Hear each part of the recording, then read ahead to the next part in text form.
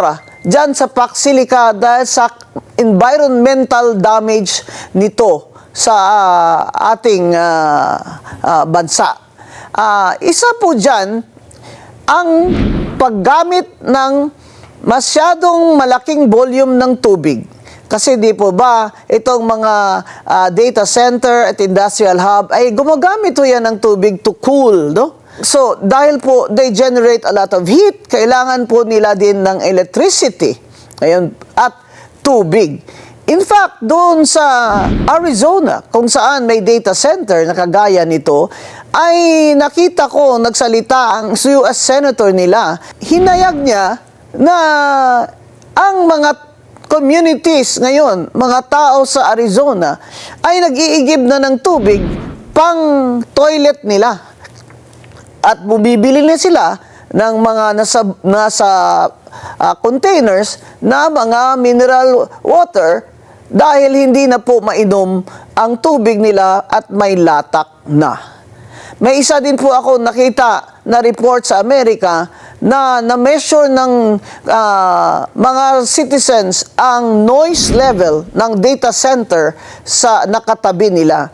At mga kababayan, hindi lang po yun ugong na maririnig nyo.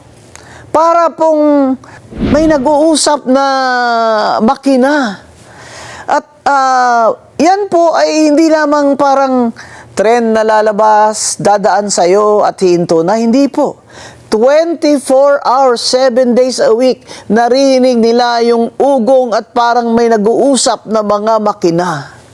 Kaya po sila stress na yung mga malalapit doon sa data center sa Amerika at hindi po sila nakakatulog ng mabuti at sufficiently.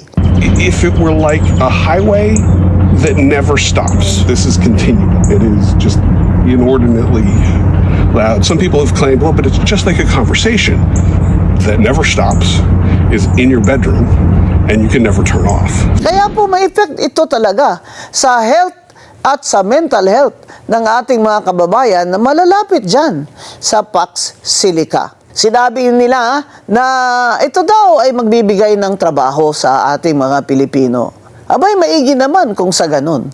Pero anong klase pong trabaho kaya? Ang makukuha ng mga Pilipino dyan ay napaka-high-tech po ng mga posisyon dyan.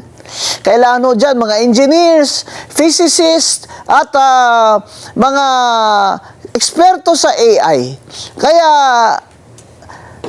nakakaduda kung maka 100,000 ba tayong mga Pilipino na makakatrabaho dyan. At malamang ang magtatrabaho dyan, lalo na siyempre sa upper management, middle management, ay mga foreigners. Dahil palagay ko, yung mga experts na nila sa ibang bansa ng mundo, lalo na sa Taiwan, ang dadalhin nila dito sa atin. Kung meron man pakinabang sa ating ekonomiya, yun po yung sa mga tabi-tabi lang. Nasa labas ng Pax Silica, ay magtatayo ng mga restaurant, ang mga Pilipino magtatayo ng mga spa, para siyang magiging dati sa US base na naman yung pakinabang ay nasa gilid-gilid lang.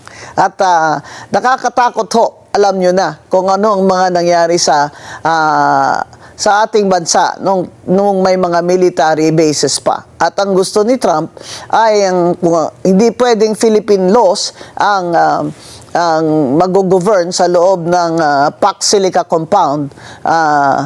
At yan po ay magiging problema na naman. Lalo na pag may mga Pilipino tayong nagtatrabaho doon at magiging victims of crime.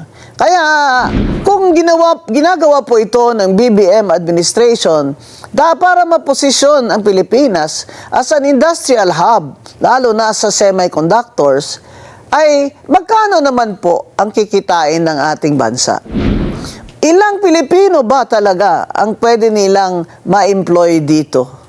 May guarantee ba tayo na pagkatapos ng maayos nilang pag-negotiation ay may taxes talaga? May renta talaga? At magkano? Ang problema natin dito, mga kababayan, kung ibenta tayo ng BBM administration, 99 years po para tayong niloko at ginisa sa ating sariling mantika.